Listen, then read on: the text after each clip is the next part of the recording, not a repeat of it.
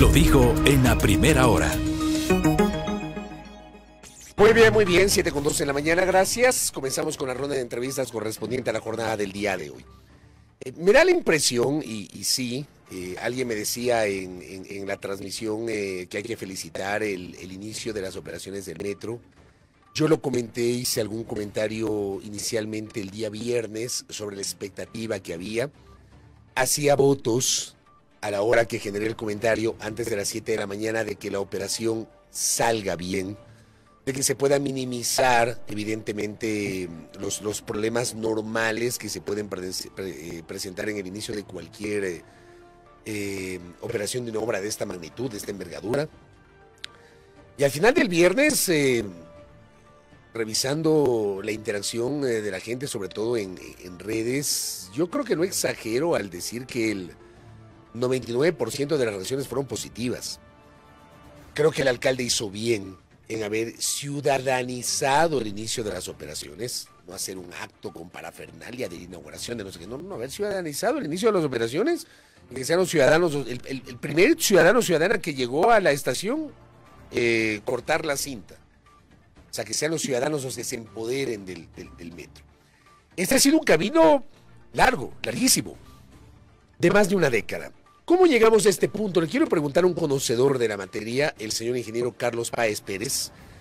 Cuando comienza el proyecto Metro, Carlos Páez era secretario de Movilidad del Distrito Metropolitano de Quito y fue concejal de Quito entre 2014 y 2019. Señor ingeniero, ¿cómo le va? Bienvenido. Hola Fabricio, buenos días a quienes nos acompañan y muchísimas gracias por la entrevista. A ver, déjeme decirle que este momento primero es de felicidad. Genuinamente, creo que el que arranque seriamente, porque esto es una inauguración seria de la operación comercial del metro, creo que es un paso adelante importantísima para la consolidación del sistema integrado de transporte público y para impulsar los procesos de reforma urbana que son tan necesarios en Quito. Así es que esto es fundamental. Respecto a lo que pregunta, efectivamente, creo que no en términos de apropiarse de un proyecto que finalmente es de la ciudad, pero sí de crear cultura ciudadana, Fabricio. Usted señalaba en su comentario, yo no lo comparto enteramente, de que a la gente no le importa cuál fue la participación de las autoridades. Yo creo que es fundamental en términos de construcción de una ciudadanía, de un compromiso y una cultura cívica, evaluar y valorar la participación de cada una de las administraciones. No, pero yo no he dicho que a la gente no le importa. Lo que yo cuestiono es el hecho de que, lamentablemente, en ese pequeñísimo porcentaje haya gente que se quiere apropiar o que quiere cuestionar. Eso es lo que cuestiono.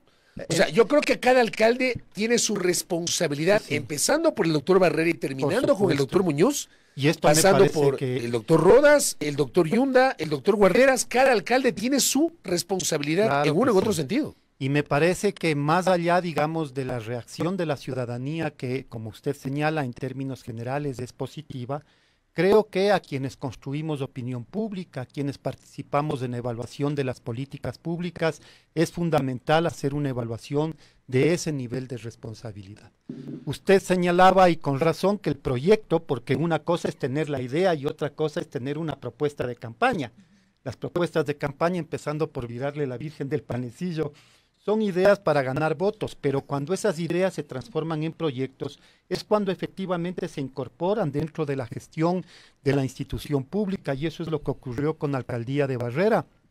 Fue una propuesta de campaña y yo le comentaba el día viernes que en octubre del 2009, fíjese, a 3 meses de haberse posesionado como alcalde, ya se suscribió un acuerdo con la Comunidad de Madrid para que el Consorcio Regional de Transportes, que es la autoridad pública de la región, no de la ciudad de Madrid, la que tiene la responsabilidad de la planificación y de la gestión del transporte público, de la movilidad en general en la Comunidad de Madrid, asesore al municipio de Quito en estos temas. Y fruto de ello hay un continuo avance en materia de la planificación, lo que podríamos llamar la preinversión. Es decir, se definió el sistema integrado de transporte público, se analizaron las distintas alternativas para consolidar ese sistema y se concluyó que es necesario fortalecer, potenciar la capacidad de movilidad en el eje central de la ciudad, que estaba ocupado por el trole históricamente, pero hace 25 años la distribución de la población, las condiciones de uso, fueron ampliamente rebasadas en los últimos años, que dejaron el trole insuficiente y era necesario un modelo, un sistema de mayor capacidad, y se concluyó que el metro era una alternativa factible. Luego de eso se suscribió un nuevo convenio, en este caso con la empresa Metro Madrid, que es una operadora de transporte pública, no es ni vendedora de trenes, ni operadora privada. Es una asociación pública que permitió el diseño de la ingeniería del tema del metro, que es lo que es la base para la realización de los estudios. Y paralelamente lo que trabajamos fue en la definición de la estructuración financiera. Esto es bien importante porque es un proyecto de enorme magnitud en términos económicos, que requería el concurso de fuentes de financiamiento más allá del músculo municipal, y ahí se encontró una primera alianza y muy importante, que fue el compromiso del gobierno nacional en ese entonces de financiar el 50% de la construcción del proyecto. Y esto fue público y finalmente fue honrado por parte del gobierno. Y paralelamente se articuló la participación de las 4 organismos multilaterales que finalmente entregaron los recursos para la construcción. El Banco Europeo de Inversiones, la mayor inversión del Banco Europeo en ese entonces en este hemisferio, el Banco Interamericano de Desarrollo, la Corporación Andina de Fomento y el Banco Mundial, que recuerde usted había sido expulsado del país, y el financiamiento del metro en tiempo récord de aprobación significó el reentré de este multilateral para financiar los proyectos de desarrollo. Y lo menciono esto porque a veces la gente trata de minimizar el tema de la planificación, el tema de la preinversión, el desarrollo de los proyectos en etapas de factibilidad, de prefactibilidad, factibilidad, los diseños de ingeniería para proyectos de esta magnitud es un avance y un sustento fundamental para que el proyecto haya podido sobrevivir a las malas gestiones, a la falta de visión, al cruce de intereses politiqueros que torpedearon permanentemente la construcción de este sistema. Fíjese, yo tuiteé, en términos de contribuir al debate, una historia cronológica, digamos, del tema del metro. Y me dicen, calla vos, borrego sinvergüenza, te opusiste porque el Rodas no era de tu partido.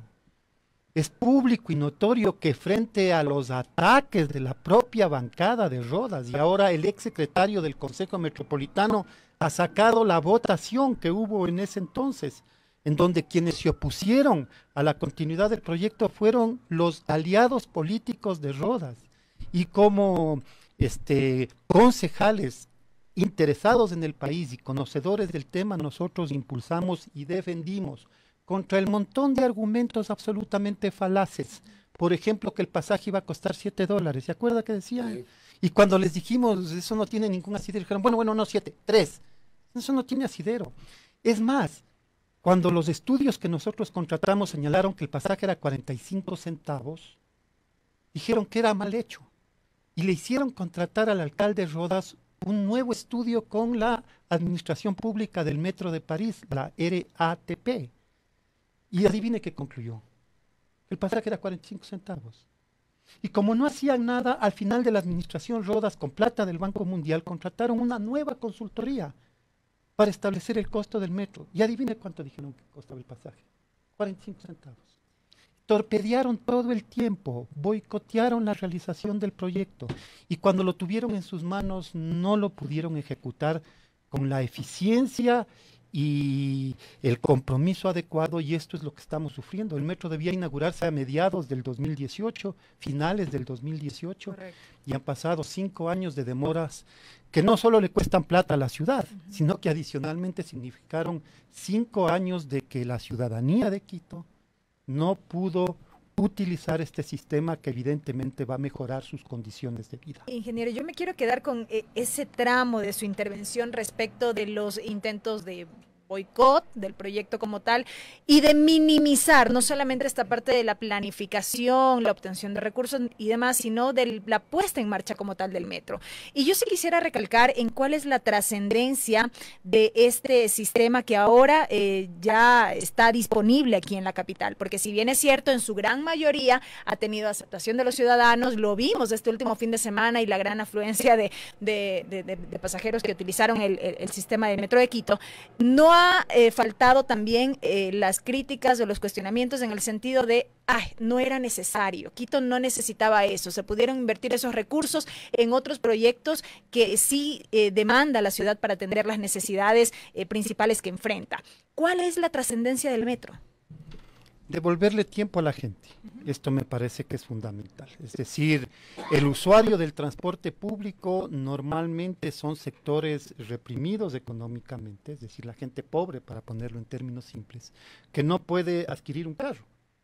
Y por tanto está cotidianamente expuesto a las malas condiciones que tiene el servicio de transporte público en superficie, y por tanto el metro fue pensado fundamentalmente para favorecer a esos sectores. Imagínense lo que es devolver, cuando la gente solamente hace cuentas de cuánto costó, cuánto se va a recuperar, que es parte del debate, yo no lo estoy excluyendo, solamente estoy diciendo que debe ser complementado con otros sectores. ¿Cuánto le cuesta a la gente devolverle 1 hora o 2 horas diarias? Hay algunos economistas que incluso valorizan eso y ponen en términos monetarios, pero yo creo que más allá de lo crematístico es necesario entender el impacto que ello tiene o puede tener, porque ahora estamos viendo el arranque que tiene condiciones que no son las cotidianas. La inmensa mayoría de los que se han trepado al metro, bueno, no sé si la inmensa mayoría, pero montones lo hacen por novelería, pues, ¿no? Y la gente dice, ya me subí al metro. Pero ¿se acuerda usted cuando, y yo me acuerdo clarito porque ese año vine a vivir a Quito, cuando en diciembre del año 95 inauguraron el trole? Era igualito, sí, claro. Igualito. O sea, sí, la novelería, al final el trole ha tenido el valor que ha tenido. Es una ilusión movilizadora. Yo me acuerdo que inclusive venía gente de otras ciudades a conocer el trolebús. Lo mismo, fíjese. Igualito, ahora van a venir, exactamente igual. Van a venir porque además ese es el valor que siempre Quito ha tenido. Quito es la capital. Fíjese, ayer un economista señalaba el aporte que hace Quito en términos del pago de impuestos y lo que la ley de equidad territorial, a través de lo que señala el COTAS, le devuelve. Es porque Quito históricamente juega ese rol de capitalidad que es parte de nuestra identidad. Es decir, Quito ha sido una referencia en muchos aspectos de la construcción de la ciudad. El trole fue una ilusión movilizadora para quiteños, pero también para el país. El metro es una ilusión movilizadora que nos alegra la vida a los quiteños, que si esto se consolida va a mejorar objetivamente las condiciones de vida. Pero es también una movilidad para el país, es una ilusión para el país. Vea usted, cuando se empezaron a poner, le pongo otro ejemplo quizás más chiquito, Fabricio y Belkis, cuando se pusieron estas letras grandotas en 3 dimensiones que dice Quito, para que la gente en sitios emblemáticos, como el primero que se puso, creo que fue en la Circasiana, en la Patria y Amazonas. La gente iba a tomarse una foto en esas letras de molde. Ahora usted ve en la parroquia más chiquita del Ecuador, encuentra el nombre de la parroquia con estas letras de molde en un parque bien cuidadito que se vuelve en un referente de la ciudad. Es decir, desde esas cosas chiquitas hasta esas cuestiones más estructurantes, Quito juega ese rol movilizador y por tanto el valor del metro es también en ese sentido. Todo sistema, todo proyecto es plenamente perfectible, así lo entendemos. ¿Y cómo valora usted, ahora que se ha puesto ya en funcionamiento el metro aquí en la ciudad, cómo valora este inicio ya de la operación como tal y esos temitas quizá pendientes todavía que se tienen que resolver? A ver, a mí me parece que hay que consolidar el tema del pasaje utilizando los medios electrónicos. El ir a comprar el pasaje en la estación es complicado porque eso incrementa los tiempos de atención y la gente rápidamente se va, creo yo, a percatar de aquello y a trabajar en esta dirección. Hay que entender que la mayoría de los usuarios no pueden amortizar $10 en la tarjeta, porque es gente que completa el pasaje para ese día y por tanto hay que agilitar la entrega de pasajes para esas personas que son los mayores usuarios, ¿no? Una vez que pase, digamos, este momento de la inauguración y esta ola, digamos, de acceso. Esos temas me parece que hay que consolidar. El otro elemento que me parece a mí central y que es un gran pendiente es la integración en superficie con los buses. Y la integración que físicamente existe ya desde antes, por ejemplo, en Quitumbe.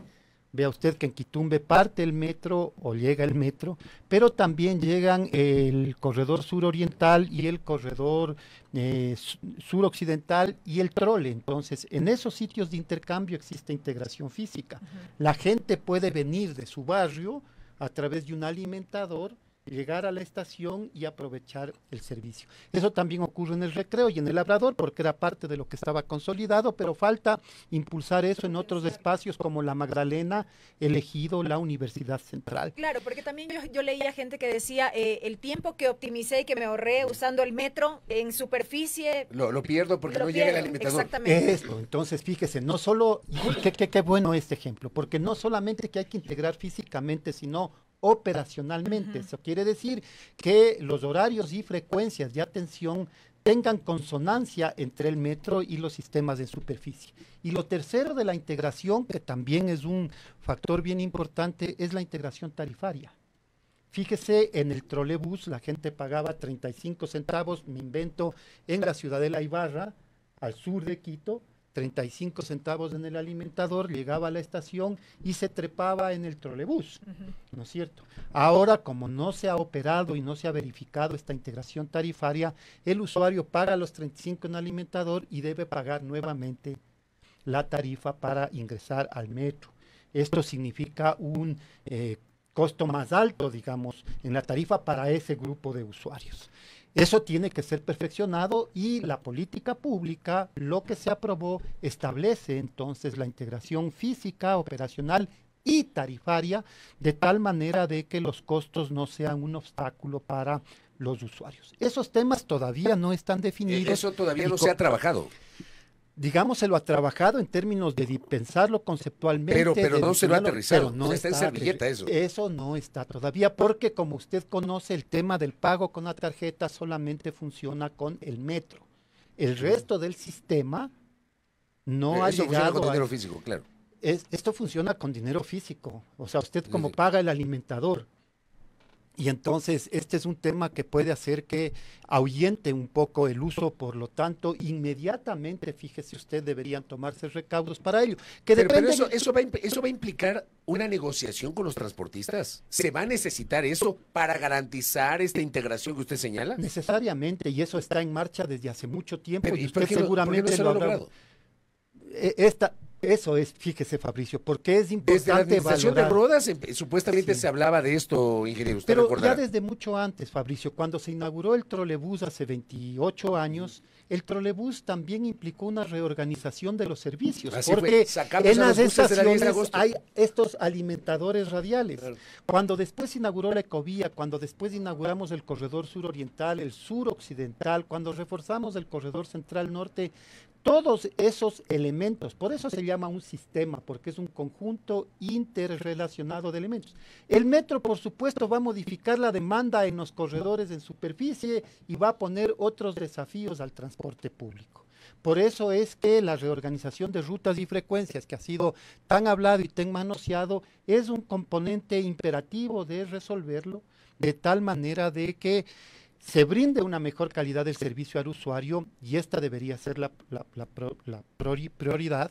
Este debería ser el elemento que sustancie el resto de discusiones, pero por supuesto hay que cuidar también que la operación sea financieramente factible, tanto para la empresa pública como para las operadoras privadas. Acá me dice un oyente, es verdad, si no has sacado la tarjeta hay unas colas interminables para comprar boleto, pero si la tienes, no haces ninguna cola, y es bastante rápido, me dicen por acá. Por eso le digo que hay que hacer este esfuerzo con la gente que no oye la radio, que no está bancarizada, que no tiene internet, que es la gente más pobre. Para que pueda ágilmente tener... Por eso hay que hacer una campaña sensibilizándose, no con usted y conmigo, que somos usuarios Claro. eventuales, sino con el usuario frecuente, que muchas veces no tiene el entrenamiento que nosotros. Saque su cuenta por internet. Hijolitas. Para nosotros es una tarea relativamente simple, hay un conjunto, y por tanto hay que, yo le digo, de manera urgente, trabajar en términos de facilitar el acceso del usuario cotidiano a este tipo de mecanismos. Brevemente, ingeniero, ¿qué opinión le merece este criterio que nos dice por acá un oyente? Dice, se debe ya poner a debate que el transporte público debe ser municipal en su totalidad.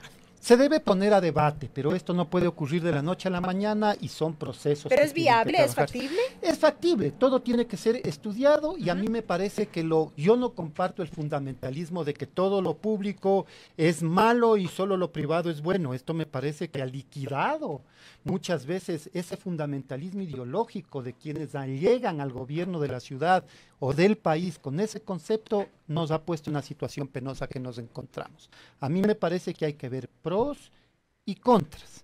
Hay que ver sobre todo qué es lo que importa, que el usuario tenga una buena calidad del servicio, las capacidades existentes en el sector público, las capacidades existentes en los privados, una autoridad pública que ejerza eso, su autoridad, y sobre ello coordine, subordine los intereses privados. Y sobre ello me parece que hay que trabajar. Es decir, es un tema a debate, pero en lo inmediato, fíjese usted, Belkis, yo diría, las tareas son fortalecer el tema del pago electrónico, es decir, y esto hay que hacer una campaña específica con el usuario cotidiano que muchas veces no está familiarizado con el Internet, que no tiene esta situación bancarizada, es decir, el más vulnerable económicamente, que es el principal usuario y el sujeto que debería estar favorecido por el metro. Esta es la primera tarea. La segunda inmediata es consolidar la integración con los buses física, que en parte existe,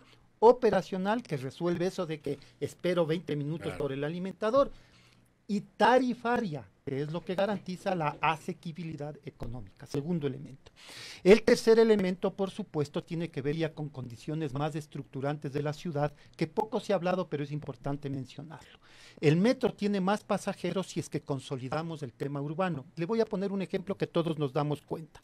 Junto a la estación del metro Jipijapa está la ex terminal de la Y del trolebús. Que está ahí abandonada. Abandonada, de cementerio de las motos incautadas. Eso es un desperdicio para la ciudad terrible porque es una zona súper servida. ¿Qué se puede hacer ahí?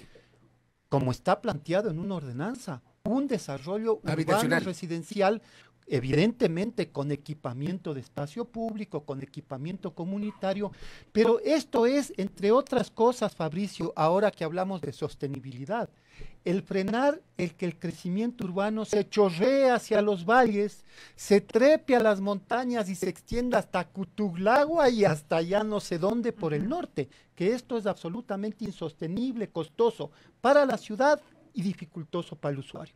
Cuando usted los espacios urbanos subocupados, sobre la base, por supuesto, de estudios, de no hacerle vivir a la gente en cajas de fósforos, sino en espacios residenciales, en espacios urbanos atractivos, ahí puede hacer. Y lo digo ese porque es el fácil, porque son terrenos municipales que hubo una ordenanza del año 2014, se reformó esa ordenanza en el año, me parece que 2018, pero no se ha puesto un adoquín para implementar. Ese, yo le diría, es un tercer pendiente sobre el tema que tiene que ver con los desafíos. El tema de la IE, me dicen acá que en la Agencia Metropolitana de Tránsito ya están desalojando todo el terreno de los vehículos y se están moviendo a Turubamba. La idea es hacerlo hasta diciembre. Y en la IE habrá un proyecto muy interesante de la municipalidad, Quitopia, me dicen. Me encantaría saber detalles sobre eso, ¿no? Sí, pero por eso, Fabricio, fíjese, ¿cuándo salió esa estación? En el 2018. En 5 años que no se ha puesto un adoquín. Entonces, cuando uno trata de construir una opinión respecto a ello, no puede abstraerse de que ahí existen enormes responsabilidades, en este caso por omisiones, que son omisiones que le cuestan a la ciudad omisiones que hacen perder oportunidades para los pobladores de la ciudad, y creo que así vamos construyendo. Qué bueno que el actual municipio, y esto yo lo he reconocido, primero que no sucumbió a los cantos de sirena de inaugura rápido, porque además, fíjese, yo quiero poner en el tapete esto. Hubo una campaña para presidentes. Yo supongo que había gente que le decía, inaugura ahorita, inaugura ahorita, inaugura ahorita. Correcto. ¿No es cierto? A mí me parece, pero Fabricio, fíjese, con este impulso que hay ahorita, con este impulso que hay ahorita, era evidente que eso iba a pasar, ¿no es cierto? Entonces, fíjese, a mí me parece la seriedad de la administración de sostener un proceso técnico que permite que ahora se inaugure, digamos, con alguna solvencia. Hay, por ejemplo, estas iniciativas que, vuelvo y les repito, están represadas por... El aeropuerto salió el año 2013 y en la Concepción era la zona que estaba reprimida por el cono de aproximación de los aviones, que no podía crecer en superficie. La Concepción es un barrio súper servido. Tiene agua, luz, alcantarillado, vías de comunicación, transporte público. Y usted, por ejemplo, frente a uno de los mejores equipamientos que toda ciudad tiene, que es frente a los parques metropolitanos, como aquí la Carolina. El parque del viejo aeropuerto debería tener un eje, como es aquí, por ejemplo, la avenida Amazonas frente a la Carolina. En 10 años, fíjese usted, Fabricio, porque esta es la realidad, no se ha puesto un ladrillo para consolidar, para densificar, que es el término que utilizan, a través, insisto, de una inversión. Y esto no lo hace el mercado, y esto le quiero decir. O sea, los grandes constructores tienen sus sitios favoritos para construir.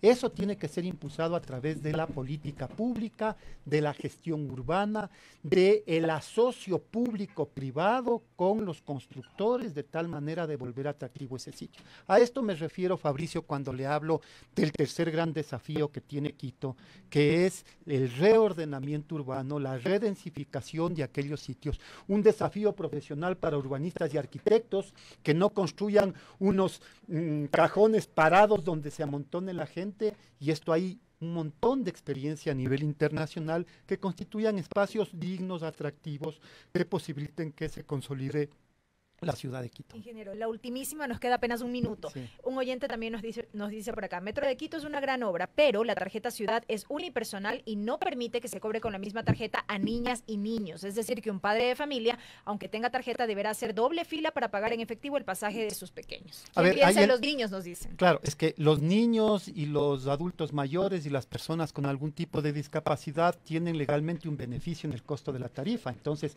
usted, Belkis, cuando paga el pasaje le cuesta 45. Claro, no puede pagar con la misma tarjeta. Claro, no puede pagar con la misma tarjeta porque el que tiene, por ejemplo, mis papás, le digo, que son personas de la tercera edad, ellos también me dicen, no, pero con la tuya entramos. Le digo, sí, pero a mí me cuesta 45 centavos invitarles y tampoco soy tan generoso. Pero es unipersonal, no se puede tampoco utilizar la tarjeta para otras personas. Digamos que en algún momento se lo podrá hacer, pero por el momento el tema es que la tarjeta personalizada lo que hace es garantizar que el par de guaguas que nos dice la persona que escribe, se les cobre la media tarifa, que es lo que corresponde, porque si paga con su tarifa, es decir, eso tiene que perfeccionarse, le digo, el sistema, pero en principio hay un sentido atrás de ello, no es que es una locura, sino que la persona, y por supuesto, la persona de la tercera edad no es que puede hacer pasar a toda la familia con su tarjeta, ¿no? Porque el beneficio es para él. Entonces, estos temas son los que tienen que irse perfeccionando, Fabricio. Es normal que arranque con algún tipo de fallos, pero lo que sí le digo yo es que, y no veo que hay ninguna intención de aquello, pero no es decir, ya felices, ya inauguramos, ahora sí hemos cumplido. No, el tema está pendiente, el tema requiere mayores precisiones. Ingeniero, gracias por esta muy ilustrativa y didáctica conversación sobre, usted que conoce obviamente los temas del metro, sobre el funcionamiento del metro para Quito. Muy amable, muy A gentil. ustedes muchas gracias, que pasen bien. Gracias, Carlos Páez, aquí en La Primera Hora. Primera Plana. Todas las noticias, todas las voces.